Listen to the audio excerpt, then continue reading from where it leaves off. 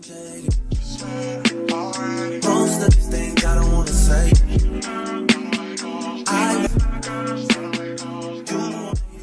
Finally, it had only been 6 weeks, but it felt like 6 years. It was true what people said about not knowing what you had until it was gone. After the entrance guard cleared me, I checked in with Malthy, the royal security chief, then with Silas, the head of the royal household, who informed me I would stay in the palace's guest house. Is Her Highness here? Yes, Her Highness is in the palace with Lady Michaela. Where? The second-floor drawing room. She's not expecting you until tomorrow. Thank you. I can take it from here. It took a full half hour for me to reach the drawing room. I stopped when I heard Raya's silvery laugh through the doors. God, I missed her laugh. I'd missed everything about her. My eyes immediately zeroed in on Raya.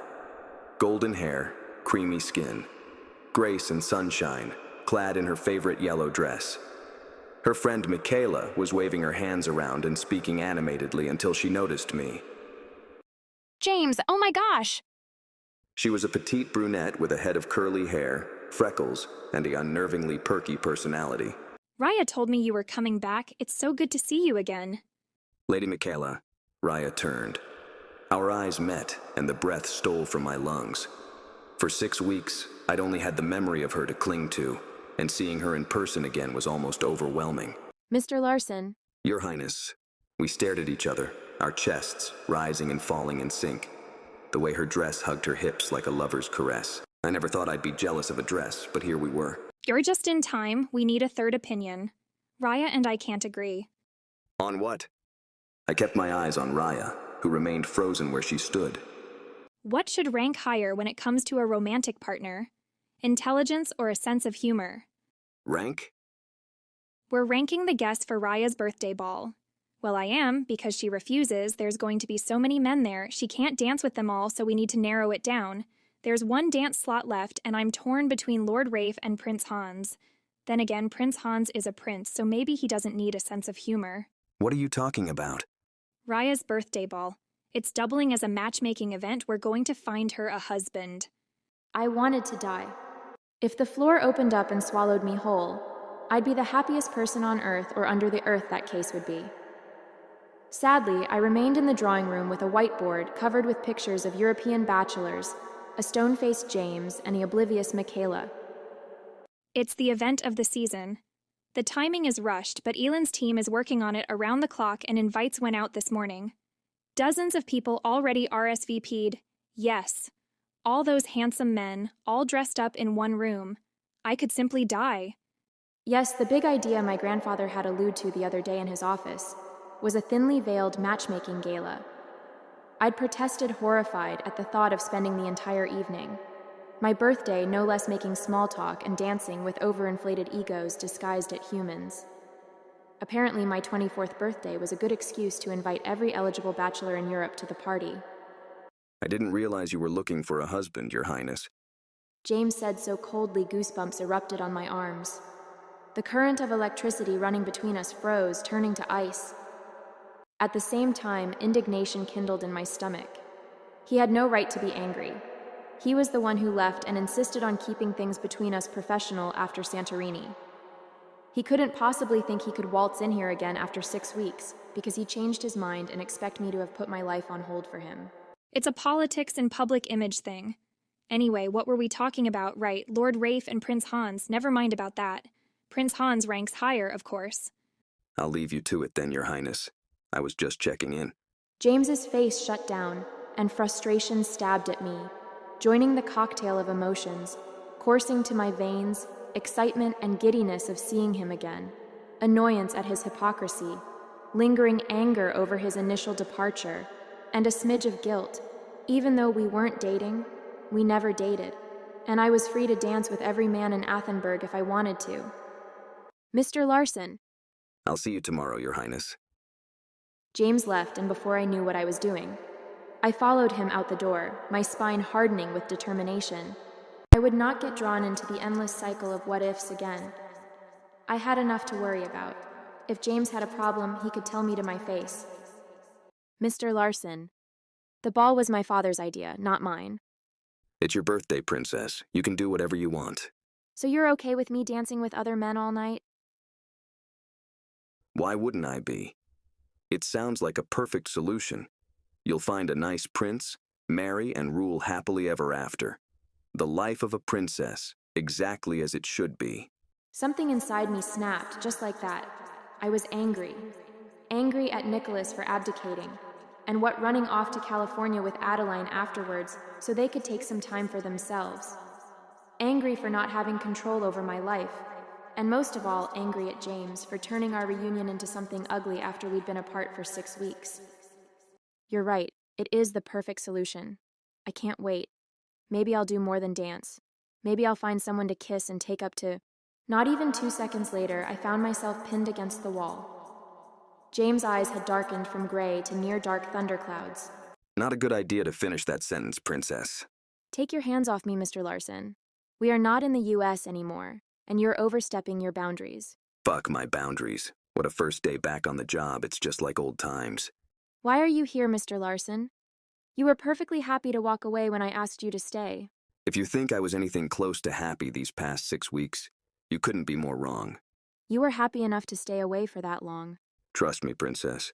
If I'd had a choice, I would have been back far sooner than that. Which brings me back to my question. Why are you here? Because Am I interrupting something? James moved off me so fast it took me a few seconds to process what happened. Once I did and saw who had interrupted us, my stomach sank. Because standing at the end of the hall, wearing a half-curious, half-smirking expression, was none other than my cousin Andreas. I was on my way to my room when I heard something and came to investigate. Apologies if I intruded. What the hell are you doing here? I'm Raya's cousin. I guess I will see you around after all. Small world. You know each other? How is that possible? We met at the airport. I thought he dropped his wallet, but alas, I was mistaken. We had a nice little chat, although I never caught your name. James Larson. Mr. Larson is my bodyguard. He was helping me get something out of my eye. Secretly, I kicked myself for being so careless. We were in a side hallway of a quieter part of the palace, but there were eyes and ears everywhere. I should have known better than to get into it with James, where anyone could pass by and overhear. Really? How considerate of him. You mentioned you were on the way to your room. Don't let us stop you. First time we've seen each other in years, and this is the greeting I get. You're different now that you're crown princess, dear cousin. You're right, I am different. I'm your future queen.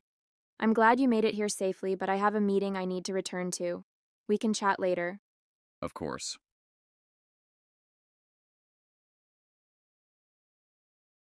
Your cousin seems like a shithead.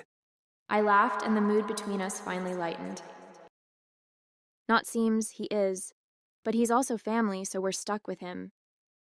About what happened before Andreas interrupted. I came back because I wanted to come back, and I didn't want you to be alone while you're dealing with all this shit. Well, it's nice to have you back, Mr. Larson. At least when you're not acting like a grade A you-know-what. It's nice to be back, princess. So where do we go from here? We go wherever you go. I keep you safe. The end. You make it sound so simple, when reality is so complicated. Between Santorini, his departure, and his reappearance right when pressure to find a suitable husband bore down on me, I felt like a bug stuck in the web of secrets and responsibilities I couldn't free myself from. It is simple. I made a mistake when I left, and I'm fixing it. Just like that. Just like that. Though I imagine you'll make it as difficult for me as possible. When have things ever been easy for us? But even though I was still upset with James for leaving the first place, I realized something. The empty, gnawing feeling had disappeared. I say, you look absolutely beautiful tonight, Your Highness. Edwin, the Count of Balser, said as we made it to the dance floor. Thank you, you look quite handsome yourself. With his sandy-colored hair and athletic build, Edwin wasn't hard on the eyes, but I couldn't summon much enthusiasm beyond my bland compliment. I do put a lot of effort into my appearance. Athenberg's top tailor customized my tuxedo, and Eric, recently named by Vogue as Europe's top hairstylist, comes to my house every 2 weeks for maintenance. I also built a new gym in my house. Maybe you'll see it one day. I don't want to brag, but I believe it'll match anything you have in the palace. top-of-the-line cardio machines, discus dumbbell sets made of grade 3 O3 non-reactive stainless steel. Dear God, I would rather listen to my partner analyze Athenberg's traffic patterns during rush hour. My dance with Edwin thankfully ended, and I found myself with my next suitor. I smiled at Alfred, the son of the Earl of Tremark. He was a few inches shorter than me, and I had a direct view of his balding spot. I tried not to let that deter me. I didn't want to be one of those shallow people who only cared about looks, but it would be easier not to focus on his looks if he gave me something else to work with. I hear you're quite the, bird connoisseur. Alfred mumbled a reply. I'm sorry I didn't catch that. Another mumble, accompanied by a crimson flush that spread all the way to his bald spot. I did us both a favor and stopped talking. I wondered who'd forced him to attend tonight, and who was having a worse time, me or him. I need a break, just a small one, just so I could breathe. Apologies, I'm not feeling well. Would you mind if I cut our dance short? I'm terribly sorry. Oh, not at all, Your Highness. I hope you feel better soon. Thank you. When I reached the restroom, I locked the door and sat on the toilet seat. My dress poofed around me in a cloud of blue silk and tulle. 2 more hours. Or maybe it was 3, it couldn't be more than 3. I've already danced with every man in the room, and I was no closer to a husband than I'd been at the beginning of the night. Don't think about it. If I started thinking about how the entire nation was watching me, and how one of the men in the ballroom was likely my future husband, I would spiral. And if I started thinking about one particular man, gruff and scarred with eyes that could melt steel and hands that could melt me, I would end up on a path that would only lead to ruin. I'd avoided looking at James all night, but I knew he was there, dressed in a dark suit and earpiece and oozing such raw masculinity. Several female guests fluttered around him instead of the princes who were usually hot commodities at such parties. I stayed in the bathroom for another few minutes before I forced myself to leave. I walked out and walked straight into a wall. A 6'3" unsmiling wall. Dear Lord, you scared me. Sorry. What are you doing here? You left the party, I'm your bodyguard. Put 2 and 2 together. Classic James. If there was a rude way to answer a question, he'd find it. Fine. Well, I'm ready to return to the party, so if you'll excuse me. I sidestepped him, but he quickly and closely came up behind me. A knee-weakening desire to feel him on my body, branding me as his, overtook me. Bucket list number 4. It wasn't right the power this man had over me, but I was helpless in the fact of my heart, hormones, and the indomitable force that is James Larson. I didn't get a chance to say this earlier, but happy birthday, princess. Thump, thump, thump went my heart. Thank you. The air between us thickened with unspoken words. I wondered if we would have worked in a different life, a different world, one in which I was just a woman, and he was just a man, unburdened by the rules and expectations of others. And I hated myself for wondering those things, because James had never given me any indication he was interested in me beyond the physical attraction and professional obligation. None, except for the fleeting moments when he looked at me like I was his whole world and he never wanted to blink. How are you enjoying the ball? It's fine. Just fine. You spent quite a bit of time with the Count of Falser. How do you know who the Count is? Princess, I know every man who even thinks about touching you, much less one you danced with. Twice. It should have frightened me, but instead my skin tingled and my thighs clenched. What is wrong with me? That's quite a talent. So the Count of Falser, is he the one? No, not unless I want to spend the rest of my life hearing about his clothes and gym equipment. Good. I should return to the dance. Elin must be going crazy. Going? I laughed my first real laugh of the night. You're terrible. But not wrong. This was the James I'd missed. The dry humor, the glimpses of his hidden softness. This was the real James. How does 24 feel? Like 23, except hungrier and more tired. How does 32 feel? He'd turned 32 during the weeks we'd been apart. I'd thought about calling him on his birthday, but chickened out at the last minute. Like 31, except stronger and smarter. When we returned to the ball, I found a not-so-pleased Ellen waiting for me. Good, you found her. She said without looking at James. Your Highness, where have you been? I had to use the ladies' room. For 40 minutes? You just missed your dance with Prince Demetrios, who just left. Never mind. There are more potential suitors here. Go, quickly. The night is almost over. Thank God for that. I resumed my dances. Am I that boring? I'm sorry? I keep looking over my shoulder. Either there's something fascinating happening behind me, or my in-depth analysis of the palace's architectural styles isn't as scintillating as I thought. My apologies. That was terribly rude of me. No apologies necessary, Your Highness. I must admit, I could have came up with a better conversation topic than the history of neoclassicism. That's what happens when I'm nervous. I spout all sorts of useless facts. There are worse ways to deal with nerves, I suppose. My skin suddenly burned. Are you all right? Yes, I forced myself not to look at James, but I could feel the heat of his stare on my back. Focus on Stefan.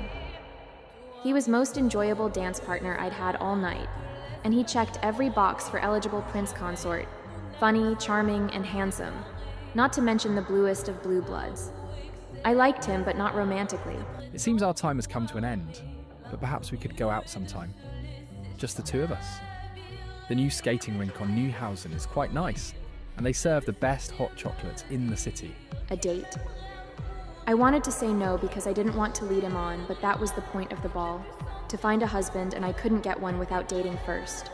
That sounds lovely. Excellent. I'll call you later and we'll set up the details. It's a plan. I left to give my closing speech, thanking everyone for attending.